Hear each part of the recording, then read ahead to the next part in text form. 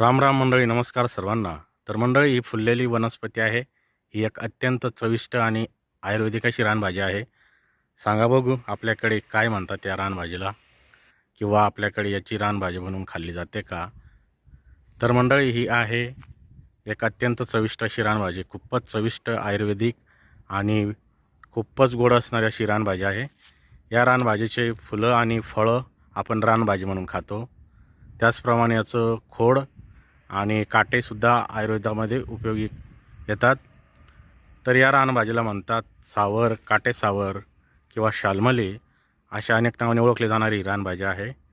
तर मंडळी, आपल्याकडे याची कशी भाजी बनवून खातात किंवा नाही, हे देखील कॉमेंट सेक्शनमध्ये कळवावं.